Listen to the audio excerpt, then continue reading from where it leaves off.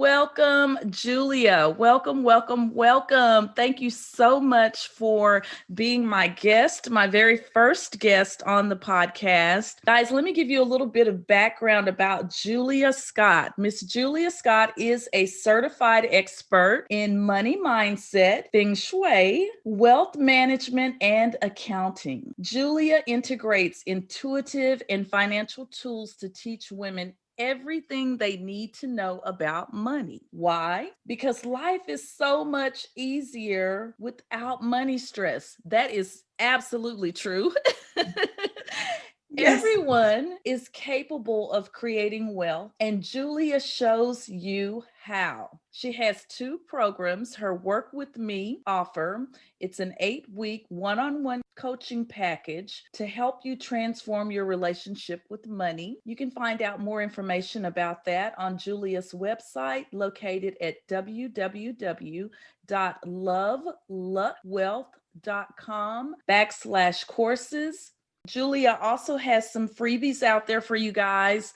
Free money personality quiz to help you identify your money triggers and unique gifts and more. Awesome. Julia, welcome, welcome, welcome to this episode, which is all about money, all about helping us get our money stories together. And I'd like to hear from you, Julia, about your money story. And we'll talk a little bit about mine because mine's not very interesting. And it was probably very typical. And then we'll go into our topics. We'll go into prayer and then go into our topics. So, can you give us a little bit of background about you, Julia, how you came to be a money mindset coach, and just your money story? Yeah. Hi, Shaunette. So nice to be here. Thank you so much for having me. Yeah, my money story, I started out very ambitious. When I first finished university, I became an accountant, worked for a very exclusive boutique firm with some high net wealth individuals. Met a husband there at the firm, basically my first week, and ended up marrying him. And we were together for about 15 years. And of course, you do the usual things where you go and have children.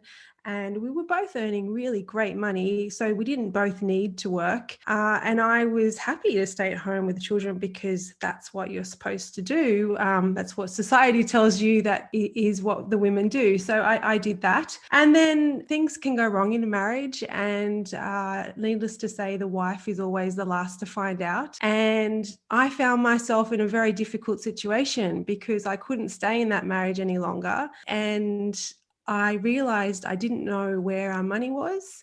I didn't have any money of my own. I didn't even know where my superannuation was, which is basically your retirement savings account. We call that super in Australia. And so I found myself living basically on government benefits with my two very young children. And I went from a very wealthy lifestyle to having nothing. And it just really shocked me. And I thought, oh my gosh, if I'm an accountant and a financial advisor and I couldn't get my money together, how the hell is everyone else coping? So that's why I started what I do. And I specialize in women specifically for these kind of situations because I don't ever want to see another woman end up in that situation. That is so awesome. And it's a little closer to my story, but not that close. I wasn't wealthy, but I knew I was headed for divorce before I got divorced. And it's true, kind of what you say, the wife is the last to know. The one thing that I didn't do in my last marriage, and I kind of am very thankful that I didn't do it, is that we didn't commingle our money. We didn't have the same Right. bank accounts. I had no idea what was in his account. He had no idea what was in my account. In hindsight, looking back on that, that does make it easier for deception when you don't know anything, you don't know where anything is. You think that you're Yeah. doing the best thing for the relationship is to keep it separate so you don't Yeah. have those little arguments, but it Yeah. also opens up the door for a lot of deception. Growing up, I grew up with a family, a single mother, single parent, and my mother always talked about lack. So I grew up knowing lack. We don't have enough for this. I don't have enough to make it stretch till the end of the month because my mom got paid once a month. So she bought groceries that one time during the month, maybe picked up milk, bread, things like that here and there. But I can remember always hearing lack. So I grew up with the money story of lack. There's not enough. There's not enough. And there's so much anxiety built around that. It wasn't until I became an adult later that I started learning that I could have a healthy relationship with money, that money was not bad, like I was taught sometimes from a biblical standpoint. People always reference the scripture about money being evil, but it's the love of money that's evil. But money is a resource, it's a tool. I've since learned that. And it's something that's very well needed, especially if we have these plans and these goals of having a lifestyle, at least I do, where I'm financially free to travel and make memories and help people in a way that's very impactful, but not little tiny things like giving a dollar here or there to a street corner person. I want to make big impacts in the world. And the only way to do that is to have the financial resources to do that. So I've since learned that money is not a bad thing, but I still have some of that money mindset that I grew up with. And I'm sure a lot of the listeners do too. They have the same thing. So, Yeah. Julia, let's do this. Let's go ahead and start with a prayer. And I mean, this topic is so good. It's so juicy. I cannot So, wait to dive into it, to hear some of your insight on things. So let's start with a prayer and then we'll go right into our topic. Heavenly Father, we just come thanking you. God, we thank you today that the mics are working. We thank you that we figured it out. You know, you always come right in the nick of time to help us, God, with things. And I'm so thankful that Julia is on the podcast today, sharing her expertise, her wisdom, her knowledge about something that we all need, a tool and a resource that we all need. And you said that we are to live life abundantly. And that abundant life includes financial abundance. So I ask that you open up our minds today, open up our hearts to be able to hear and to understand and also perceive the things that we're hearing, to understand that money is a tool, it's a resource that we all need. When we don't have it, we feel the pain of not having it. And I don't think that you meant for us to live a life full of stress and suffering. So we just ask that you open our eyes, open our hearts today, and open up our acceptance of things that are different. We may not understand different. We may not agree with different, but we can respect different. And those are the things that we ask of you in the mighty name of Jesus. We pray. Amen. Amen. Amen. Okay, let's amen. jump right in, Julia. Awesome. Julia, my first question to you is, you talked about you being married and having a wealthy lifestyle, and then when you got divorced you really didn't know what was going on with your finances. So what are some of the common misconceptions that women have about money, especially women when they get married? Yeah, I think like you said, we're taught by society culturally that women should just trust their partner. And really, it was only about 2 generations ago that women were considered financial property of men. So this is all very new in terms of civilization. So if you imagine the last 6,000 years, women really were just chattel, and marriage was designed not for love. It was to provide children and just basically to provide financial protection for women while they had children. But if they didn't deliver, the man had the right to renege and divorce you. So it's really quite new that women have had their own financial independence. And so I think that Women need to basically step up a bit more and step into their own power. Our grandmothers worked really hard to get where we are today, and don't waste this opportunity by just playing that old role that we used to play and be just submissive. I understand we still want to be feminine. There's nothing wrong with that. And I'm not against men at all. I quite love men. But I just think we all need to come in a bit more balanced. And just like both partners need to put love into a marriage, both partners should also put some financial responsibility into a marriage.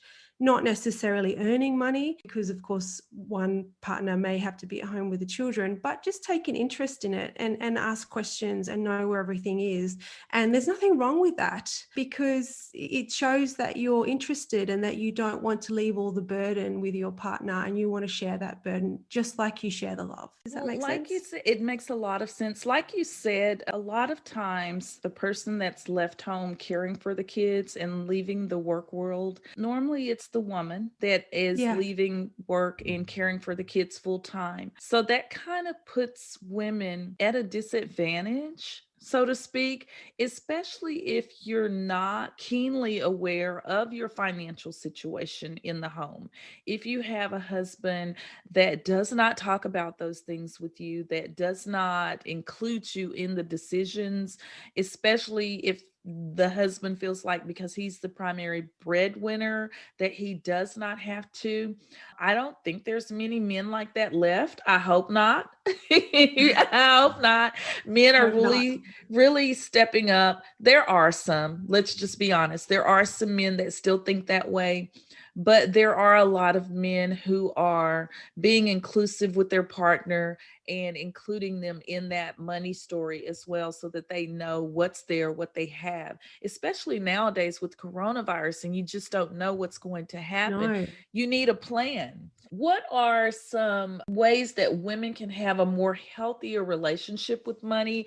I know I talked about my relationship just from growing up. It was all about lack. So I viewed money as something that was hard to come by, or that was hard to get. You know, you had to work very hard to get a little bit of money. There was never enough. You know, I can remember being told we don't have a money tree in the backyard, you know, where you can go just pluck money off of it. So how do we start to change the dynamics of some of the things that we were, you know, that we learned as children, especially when it's when it's not healthy? Yeah, that's really interesting. And it just goes to show just how powerful those stories are when you're growing up. Because I had the opposite. I had entrepreneurial family, and I was told all my life that there's plenty of money to be made out there. I wasn't necessarily told it was easy. My parents did work very hard, but I was always told that if you need money, it's out there. You've just got to go and get it. I actually did believe there was a money tree. I remember seeing it when I went to the bank one day with my dad. There was one of those flyers with like a money tree on a flyer at the bank.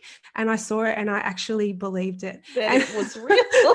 But so there's different ways that we all grow up.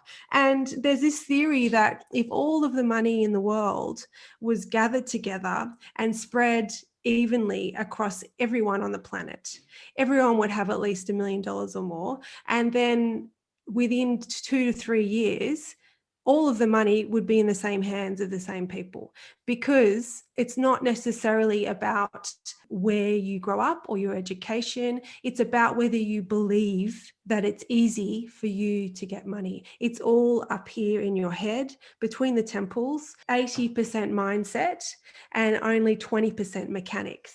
So it's so important to get that story right. And I encourage people to just start to think about those sayings that they've heard throughout their life and make a list of them all. And then, so one of the easiest ways to try and flip that is on that list on the other side, try and put down a phrase that is opposite to that, and pick the ones that resonate with you the most, and then just write them everywhere on your like mirrors and things at home, put them on as screensavers on your phone, write them out in your journals, all these positive quotes. So instead of saying money's hard to come by, you would flip that and say it's easy for me to make money. And I know it sounds odd when you first say it, but once you start saying it over and over again, after a while the brain doesn't know the difference between your imagination and reality, and your subconscious takes in, just like it took in those money stories as you were growing up. Your subconscious will take in, if you say it enough, the opposite, the more positive mindset mantra. That I totally believe in, because when I did start or start changing my relationship with money, that was some of the things that I would do is I would write some affirmations. I still have some in my phone that I listen to with regards to money. But let me tell you what I struggled with saying those affirmations. I struggled with biblical or scriptural belief Right. that loving money was evil.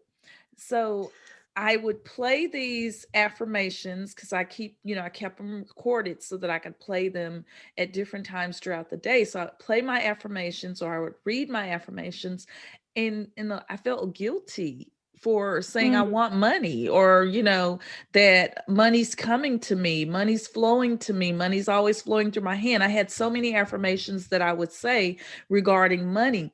Needless to say, I got over that because I started seeing the money flowing. I started seeing money come to me. yeah. But it was very challenging at first for me to get past hearing, oh, it's wrong to want money. Mm.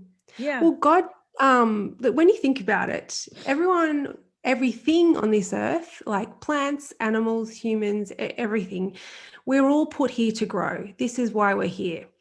The plant, like a plant, starts as a seed, and you water it, you feed it with, like, say, energy, which can be translated into money, if you like, for humans, and then the plant can grow and become what it needs to become. And it's the same with human beings.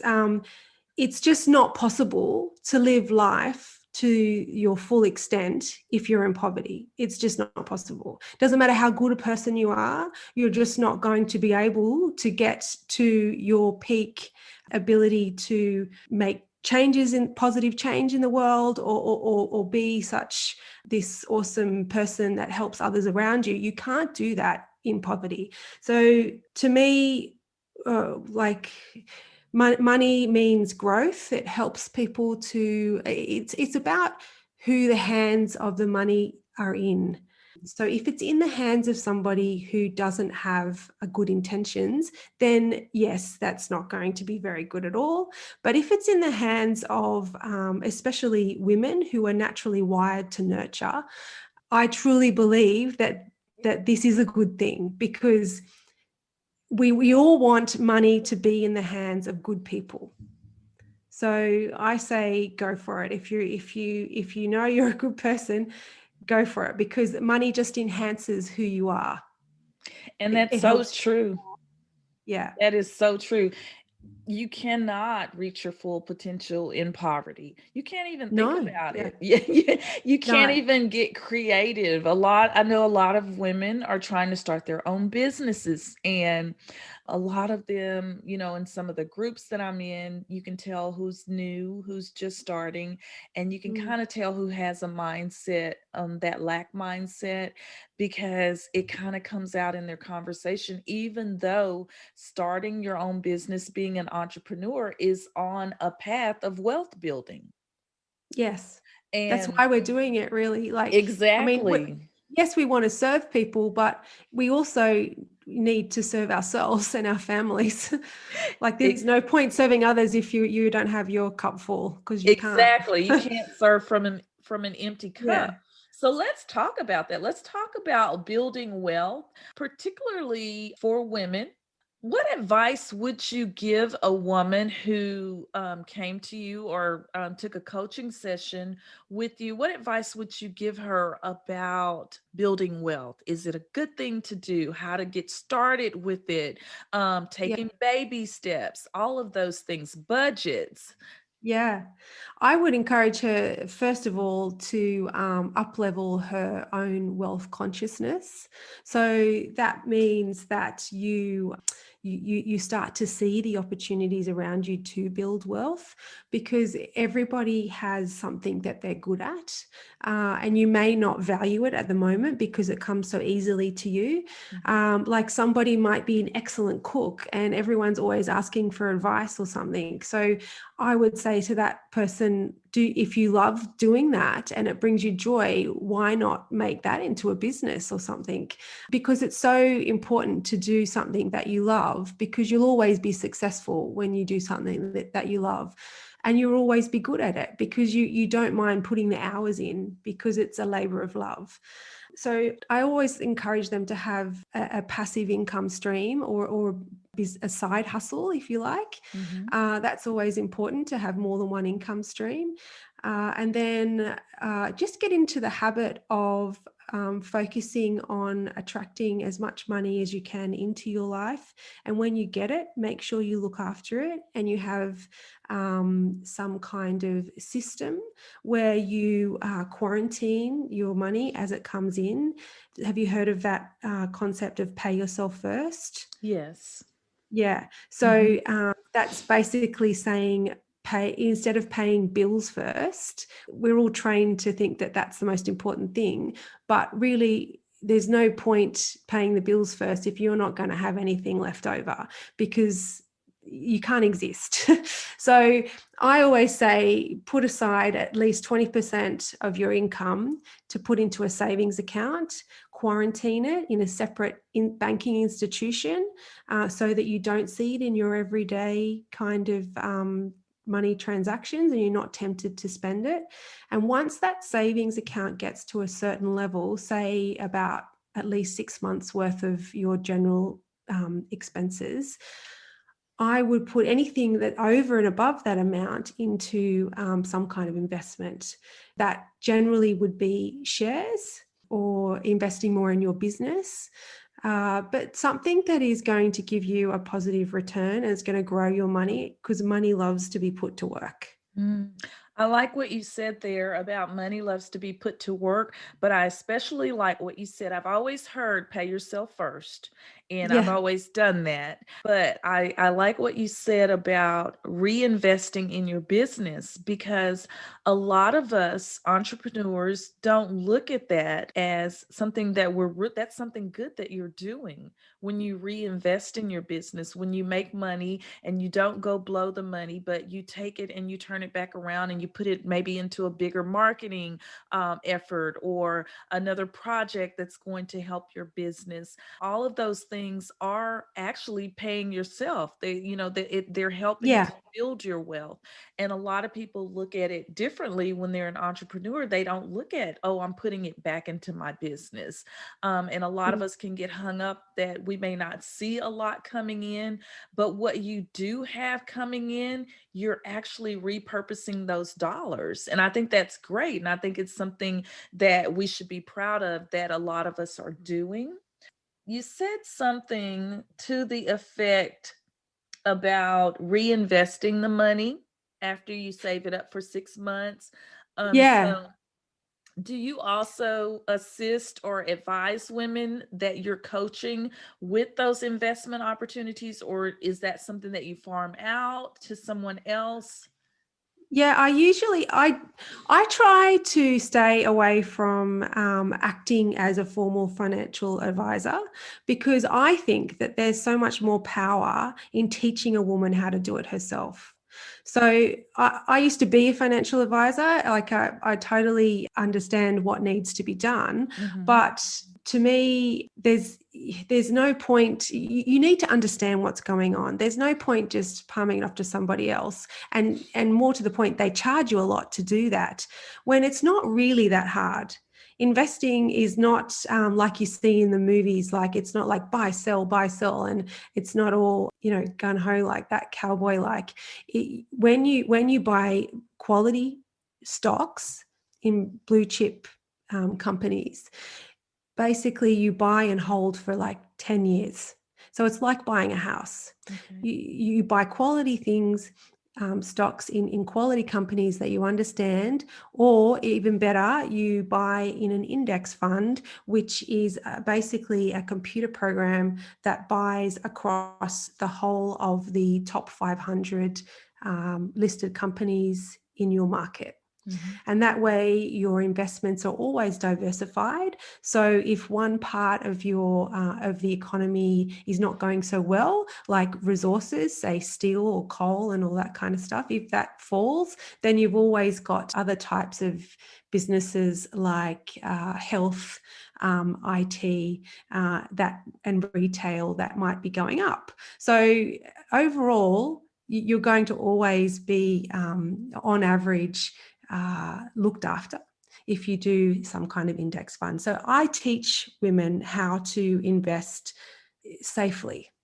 Gotcha. And to do it themselves, because it's so much cheaper, and you don't, unless you have a very complicated structure with trusts and lots of companies and things, or if you're close to retirement age, being like 60, I really do believe that you can do it yourself. And I think it's very empowering for women to step up and take control of that, or at the very least, discuss it with your partner and do it together. I think that's amazing, because that's something that intimidates a lot of people, being able to invest their money. And what's the least amount a person could take and invest in something? Oh, well, stocks basically, you can buy stocks for like, $20 each kind of thing. But the problem is when you do each transaction. So if you do one transaction in an index fund, I would recommend that you start with $1,000 batches of buying, because each time you buy, there's a brokerage fee of, say, maybe $15 or so. So it doesn't make sense to buy one stock for $20 when you pay a $15 brokerage fee. So I usually say to my clients to invest in a minimum of $1,000 packages at a time. And that way it just makes the most of your brokerage fees.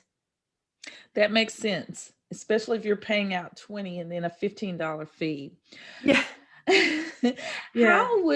How should women that are married or that are getting married, that had wealth coming into the marriage, or that build wealth while they're married, how should they protect that wealth in the event that they get a divorce Well, or there's always before they marry?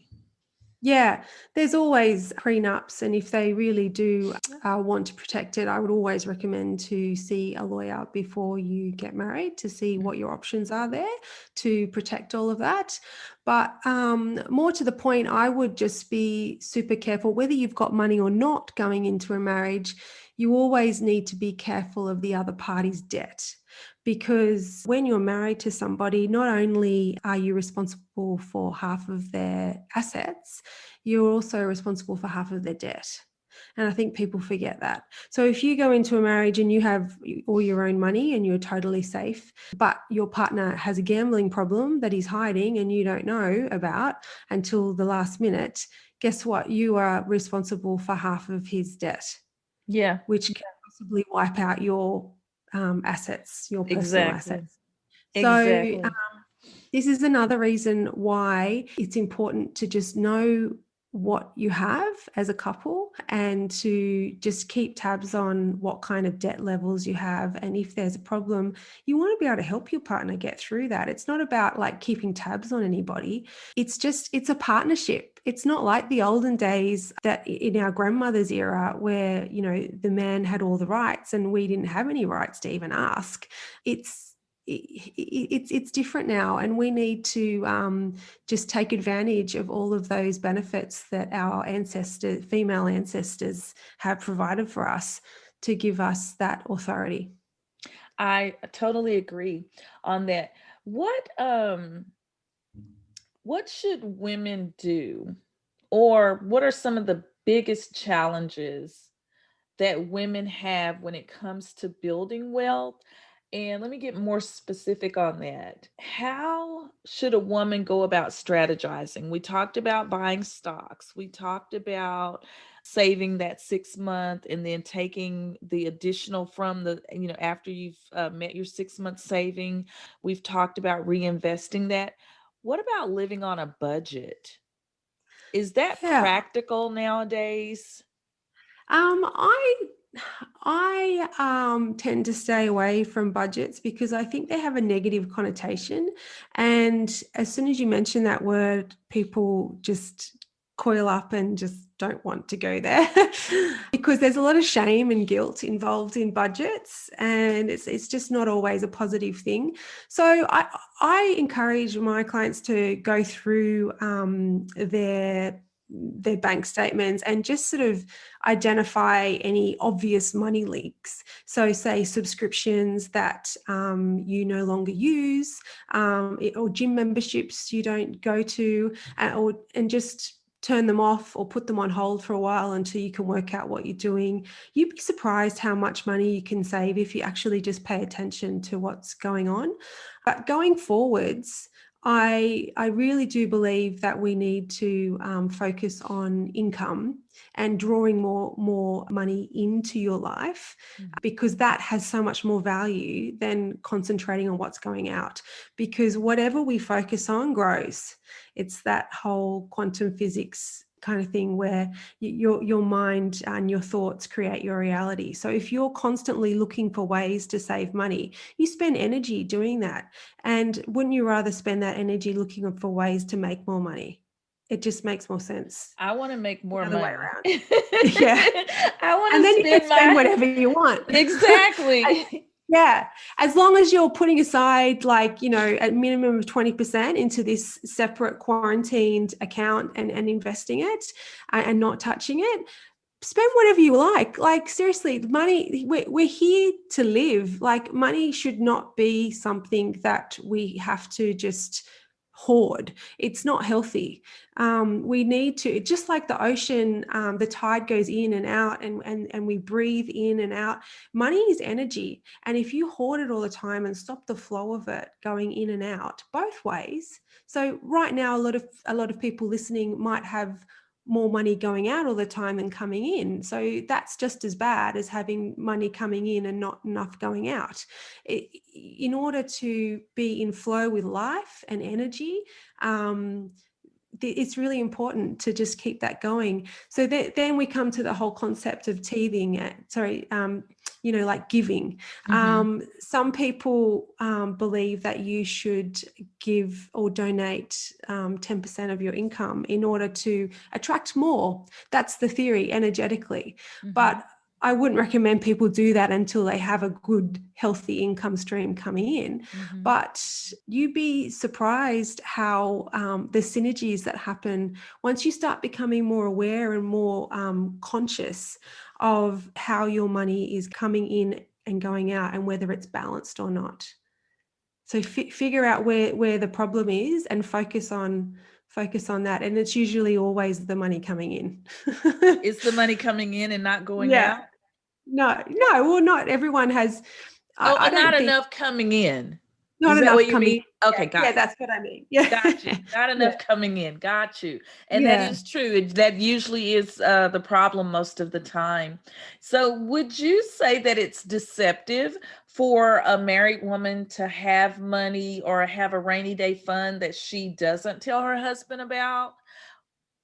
I think about that? my theory with that is stay in your own lane.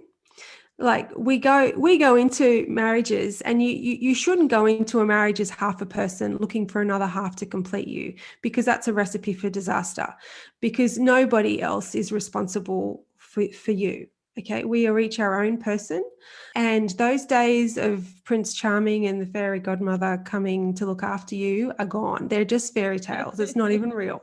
So stay in your own lane, know where you stand at all times.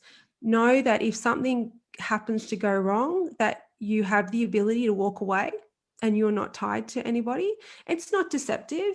I don't think so at all. I think everyone's entitled to have something of their own. Mm-hmm. And just like you don't want to know everything about your partner, like in terms of just the love side of things. If you know everything about what your partner's doing every minute of every day, that's actually quite negative and quite controlling. Why would you want to know that? There's something to be said for some kind of just that mystery there, and it keeps, everything fresh and new. And if you are your own person, and you know where you stand financially, and you've always got that little bit of money set aside, that if you need to, you can just walk away. You don't need to put up with anything. And again, not a dig on men. I'm sure, that 9 times out of 10, a man can just walk away because they are not at home with the children, and they do have that continuous income that they can rely on to walk away. It's the women who are at home with children and don't have their own regular income. They're the ones that really do need to have this rainy day fund, because if or some people call it a running away fund, and it's not meant to be negative. It's just it's to have that power and that sense of, just that confidence in yourself, to know that you can make your own decisions. That's powerful. And as I said, our ancestors worked so hard for this. So take it, do it. I totally agree with that because you don't know what's going to happen in a relationship. You don't know if it's going to go south. No. So why not have that rainy day fund just in case you need to start over?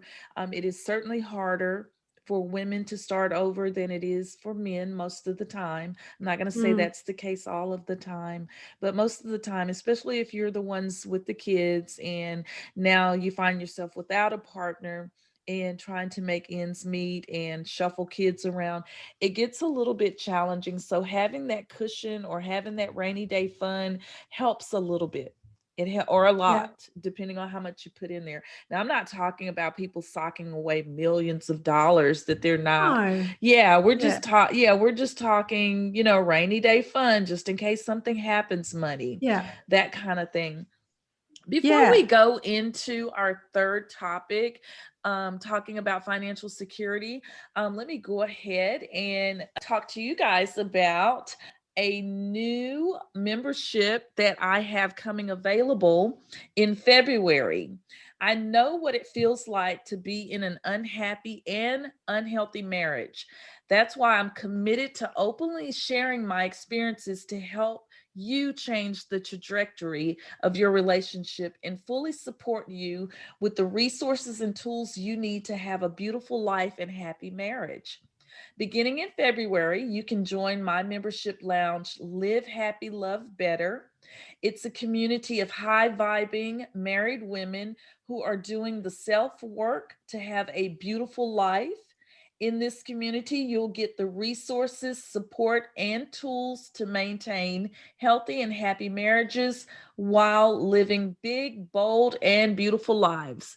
Go to yourdayandbeyond.com today for more information about this dynamic community of married women who want to define marriage on their own terms and get the support they need to live their best lives. So let's go ahead and jump into our final topic, which is financial security, protecting our assets, increasing our wealth, or having a strategy or a plan. I know a lot of us don't have a plan sometimes when it comes to money. We don't have that 6 month of money saved up. If something happens, God forbid. A lot of us have had eye openers with what happened in 2020 with coronavirus. It was so Yeah. unexpected. People lost their jobs, they lost their livelihoods, and a lot of people did not have that 6 month of income put away to continue paying their mortgage and to continue paying their normal household expenses. So I think a lot of it is what you said, that 80/20. changing that mindset, bringing more income in than you have going Yeah. out, saving or putting back that savings and making sure you have at least 6 months of savings put away to handle any situation that comes up. But you said something to me when you and I first chatted, Julia, about this doing this interview a few weeks ago. You Yeah. said money loves speed. And Yes. ever since you have said that to me, I have kept that in my mind and I've kind of, meditated on that. And I watch at the speed of which things are coming to me now. Things are Yeah. happening, especially Yeah. with the podcast. I'm like, I Yeah. had no idea that it was going to grow so fast and draw so fast. Mm. It's very powerful. I had no idea It is. podcasts were this powerful, but they are. But Yeah. I think of that every time an opportunity comes my way, every time an idea pops up in my head that I can make money off of, I think of exactly what you said. Money loves speed. If an idea comes to you that will allow you to Take make action. money, then Yeah. take action. And that action Yeah. doesn't have to mean I have all of the pieces of the puzzle. I know what to No. do. That Yeah. action for me sometimes is just writing down the idea Yeah. and meditating and praying. Yeah. Yeah. So, It's just having trust, trust in the universe or God, whatever you believe in, because the universe wants to help us, and we're the ones blocking it. We're the ones standing in its way, and that's where we come to the topic of money blocks and things like that. So once you start removing those money blocks, oh my goodness, the synergies that happen are amazing, and all these new opportunities just flood into your life and doors open and new people come into your life, and it's a beautiful thing. It's just amazing, and it all comes from just having that faith. And as soon as you get a great idea, which they come all the time, if you really listen, they come all the time, and then as soon as you take one step towards it, you will get the next step and the next step and the next step. But you don't always see the whole path in front of you. You have to trust, and you have to, but no one no one who ever was super successful in their life did it knowing that they were going to end up there. Like, it's just, you have to trust, and they were willing to have the courage to step forward and just take that leap of faith. So if you can do that, the universe will reward you. when you work with your clients, what are some of the fears that you hear about surrounding money, especially when Oh, it comes to financial security? yeah, well, that's for women. There's been a lot of research done on this, and for women especially, we're wired to seek security when it comes to money, whereas men are wired more for power and competition. It's just a generalization. It's not to be, it's not every woman or every man, Hmm. but we're supposed to be nurturers. That's what we were designed for child rearing and whatnot. So it's just in our nature. No, my We've got to carry question to you was, what are some of the fears the that fears. Yeah. clients come to you with? Yeah, so the fears are never having enough money. That is the biggest fear. Hmm. They're, even if they do have enough now, they're worried about not having enough in the future. And I think that just comes back to that whole scarcity mindset. And you really do need to trust that the universe is, and God is going to look after you, as long as you follow your intuition and you seek out all of those money making opportunities, and you're not shy to look for them, because there's always ways to make money. Even in Corona, some people have made absolute fortunes in Corona, because, and it's not out of, it's not taking money away from other people. It's finding a niche and a need and servicing that market. I There's totally always agree. something. Yeah. Yeah, I totally agree on that. Who knew that even coaching is so needed Yeah. right now? So There needed. are so many people who are getting divorced, who are having challenges in their marriage, so many people that are having money stories, they're having challenges with their money, that kind of thing. Not to say that we're profiting off of these people, because that's not where I'm going with that. But coronavirus just exposed a lot of things. I think some of Yeah. those things were there anyway. Some people Mm. already had money issues managing their money, but when coronavirus hit and you lose your job, then Yeah. everything goes up in the air. Some of those marriages probably already had issues, but they had the distractions of being able to go to work or go out the house Yeah. or or Yes. go hang out with people in the bar and do things. But now So true. don't have Yeah. distraction anymore. So all of No. those little things that were already there, those underlying things that were there, probably have Mm. boiled to the top now. Yeah. But in regards to like financial security, I think that, is it something that each person kind of describes for themselves? Like, for Oh, instance, yeah. me, I may say I want to be a multimillionaire, and someone else will say, well, I'm not hoping to be a multimillionaire. I just want Exactly. to Yeah. pay my Yeah. bills and have a little bit left to go on Yeah. vacation or something like that. For that financial security that we want, whether if it's, just to go on vacation every year and pay their bills on time, or if it's to be a multimillionaire, what steps should we take? We talked about building wealth. We talked about securing the wealth that we build, but what other steps could we take to ensure that we're securing ourselves financially? Well, first of all, you have to know what that is. So, what is your ideal life? What kind of things do you and expenses do you have in that ideal life?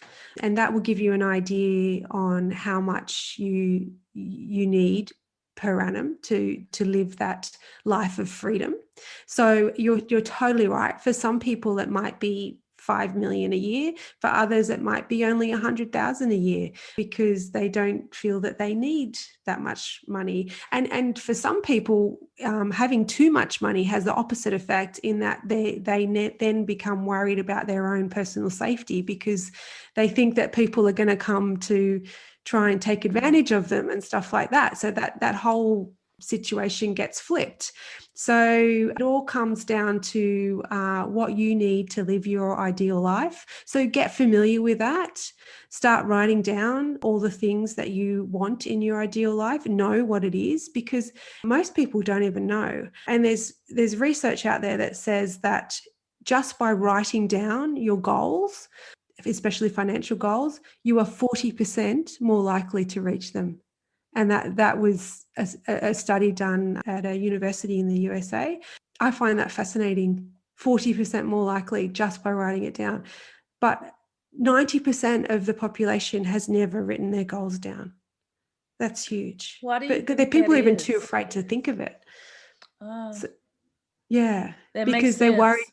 Yeah, because they get worried, that nervous that if they start to think about what they want, then they'll feel the lack even more. So it comes from this whole fear. But as we said before, it takes courage to live your best life, and to not be afraid to be different to people. That's another whole fear that people have subconsciously. They might not be aware of it, but if you are surrounded by people who are only earning, maybe $50,000 a year, and you aim to earn $1 million a year, if you voice that to that group of people, they're going to shoot you down. They don't want you to, like, that makes them look bad if you earn $1 million.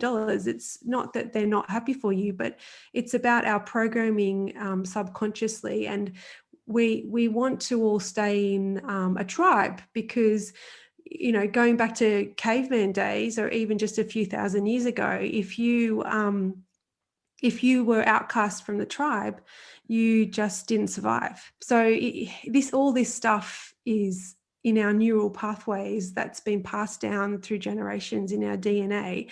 And you have to first of all become aware of it, and then have the courage to think big, acknowledge what you want, because we are here to live and to grow. That is why we're on this earth. So I don't think that you're doing God or the universe any justice if you keep on limiting yourself. You need to live to your full potential, and you're only going to do that if you have the courage to follow your intuition and your inner guidance system. So I teach people to tap into that, to find out what their actual goals are, and to think big. So if you have expenses of a certain amount every year, I wouldn't necessarily tell you to put that in your plan as just to bring in that amount. You want more than that, because you want money left over as well. Exactly. So people forget that. They only ask for what they What they actually need. need. Yeah, but then it's still that scarcity, because after you've received it, it goes straight back out and you're still left with nothing. And that's not abundance, is it? So No. always ask for a little bit more. Yes, doing your money story. I think we had an exercise where we had to do that. I'm trying to think, because you and I met through Gina's program, Yeah. Perfectly Packaged. And was it an exercise that she had in there to have us put what we wanted to earn? One of the money I think that was it was in the very beginning. in I can't remember. Maybe I remember it was in one of her meditations, and she was saying that imagine that you have, everything that you need and all the money that you want, and how much is that? And you come up with Right. a figure in your head, and she's like, now times it by 10, and you go, oh my God, that That. actually. But it was another exercise where she had us, similar to that, figure out how much money we need to pay our bills, and then add extra to that, like you're saying, Yeah. because once you pay everything. But she not only talked about paying the bills that you have now, but future bills. Like, for instance, I know that in order for me to grow successfully in my business, I need a team. So I've asked for Yeah. a team of 5. Yeah. I need a web developer. I need an editor for my Yeah. podcast. All of these things that I'm not going Yeah. to do because it makes my head hurt Yeah. trying to figure it out technically. Yeah. Um, Yeah. but even putting that money there and then filling into that every day. Like, I have a little Yeah. note that I have stuck to my lamp that says, as a millionaire, what would I do today? Yes. As Yeah. a millionaire, what would I think today? What would my biggest challenges be? What would my day look Yeah. like? And I try to feel into that every day, to feel Yeah. into that. And so what you said makes perfect sense. And I really and truly hope people grasp this and get this concept, more or less, that you may not have it right now, but it doesn't mean you can't imagine it, you can't visualize it, and you can't feel into what it's going to feel like to have it. And to what you said, Julia, about that person making 50,000 a year and sharing with their other friends or family who are earning around the same amount of money a year, and people are like, oh, you can't do that, this and that. Well, at that point, it's time to get new friends, and it's Yeah. okay. It's okay to go outside of that circle, because We'll if get you more friends. Yeah. exactly, if you stay in Yeah. that circle of friends, then you're going to stay in a lower vibration. So you're going to have to elevate to a higher vibration, with another group of friends who may be earning 100,000 a year or Yeah. 200,000 a year, whatever your goal is, because that's going to keep you motivated to aspire for more by Yeah. associating with people in that Yeah. group, in that mindset, Yeah. versus trying to make the people in the mindset that is against what you're trying to do understand and have compassion for you. That's not going to work. Mm. It's going to stress you Oh out. no, because that's their money story talking. And there's nothing you can do to change another person's money story, because it's internalized and it's in their subconscious. It's not. And anytime someone's angry at you about talking about money, or wanting to earn more money, that's their projection. It's got nothing to do with you. So don't take it personally. You wouldn't take it personally if someone told you that you had a purple face, because you'd laugh because it's just not true, Right. So it's the same with this. If someone says, oh no, that's not possible, you couldn't possibly earn $1 million a year, you can just laugh at them and say, well, that's your thoughts, that's not my thoughts. And it's got nothing to do with me. And me, I'm like, okay, watch me. Watch me. Yeah. Watch me. I can't. Okay, watch me. Yeah. Don't tell me what I can't do. Watch me. That's watch right. what I do.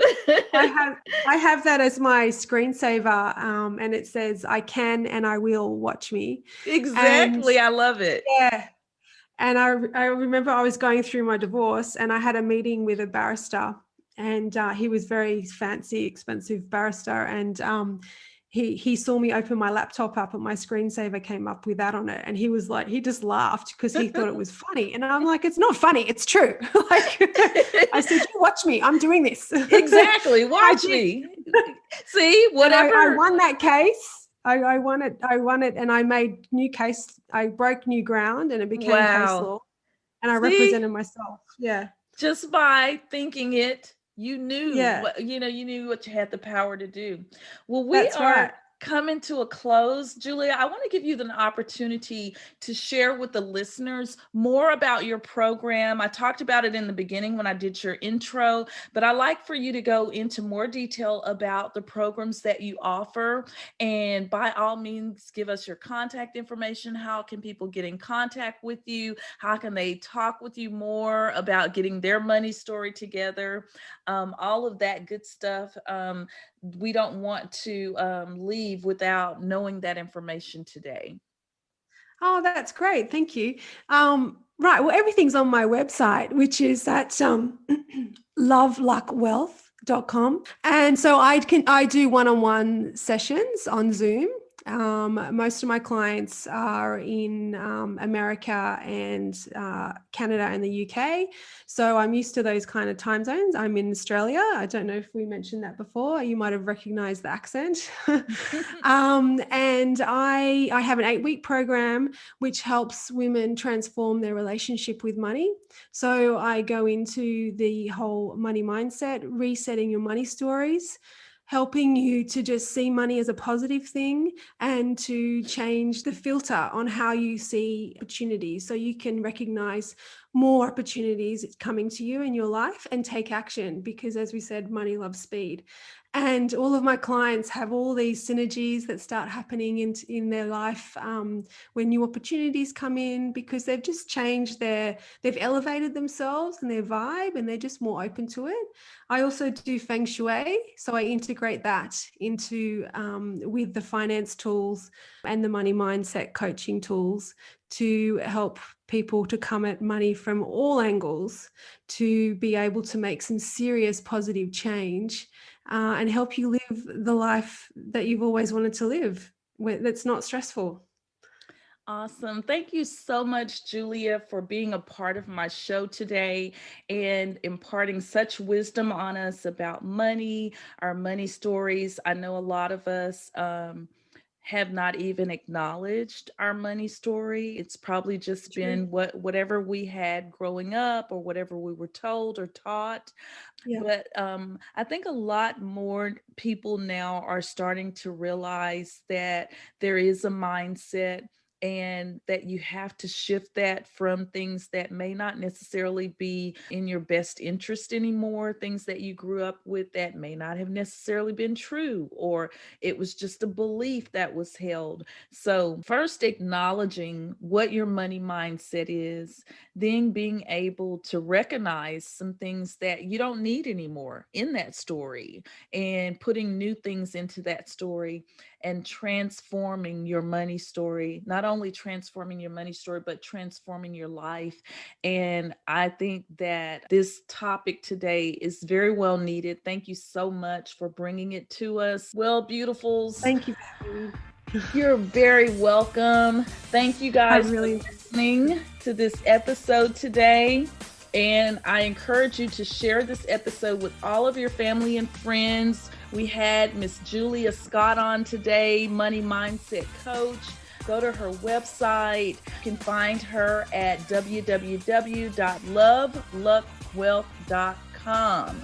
www.loveluckwealth.com. That's a mouthful to say. Yeah.